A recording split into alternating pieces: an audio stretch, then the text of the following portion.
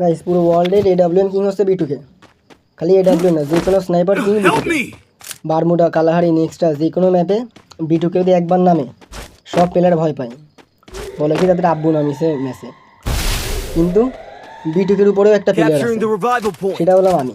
তোমরা ঠিকই ভাবতেছো ওটা হলাম আমি। দেখো আমার স্নাইপিং দেখো। দিদিনা কদিন আগে আমার কল দিল, কল দিয়ে বলে কি যে বাবা তুই এরকম খেলিস না, তাহলে বিটুকে তো খেলা বাদ দিয়ে দিছে, অন্য প্লেয়ারও ভয়তে খেলা বাদ দিয়ে। যেদিন আমার এর মধ্যে কল দিয়ে অনেক রিকোয়েস্ট করেছে, রিকোয়েস্টের কারণে আমি এখন এডব্লিউএম চালানো বাদ দিয়ে দিছি, বিএসকে চালাই, কারণ বিএসকে আমার গোল্ডেন ফায়ার।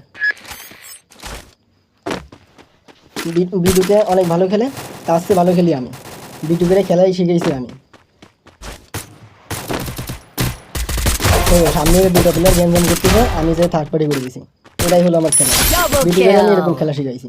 এই যে এটা ভয়তেই কারণ জানে যে ম্যাচে আমি নামিছি, আর আমি নামলেই তো ম্যাচ পুরো বুড়িয়া, আর ম্যাচটা আমার হতো। এখান থেকে সামনে আমার টিমমেট মারামারি করতেছে, এখানে আমি একটু নিজের ভেস্টে একটু আপডেট দিয়ে সামনে যাই, যে দেখি কী করে, কীরকম মারামারি করে। এই জায়গায় একটু লুট করে নিই, তারপরে আমি সামনে যাবো কীরকম ফাইট করে দুইজন, আমি একটু কিল চুরি করতে পারি নাকি।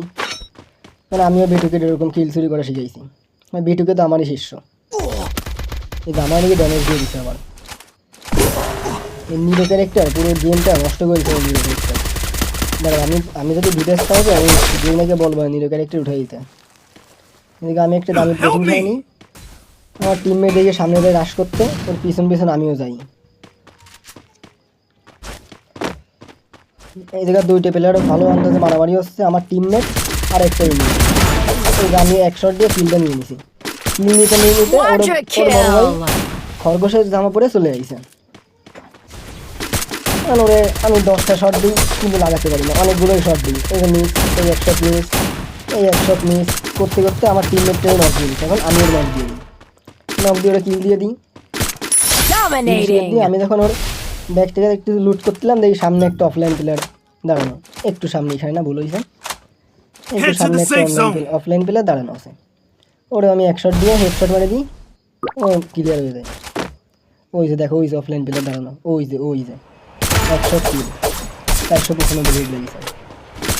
এরকম হেডশট আমি বিটুকে শিখেছি না। আমার দুইটা টিমমেট, ভালোবাসার টিমমেট আমার ক্লিয়ার হয়ে গেছে। লুট চুরি করার জন্য আমার উপর মামলা ফেলাইছে একজন, এই মামলা থেকে বাঁচতে আমি এই এলশিপের উপরে পলাই যাই, এলশিপে যাই, আমি একটু পলাচ্ছি, কভার নিয়ে এলশিপে যাই। যাতে দেখি যে সামনে দুইটা প্লেয়ার মারামারি করতেছে।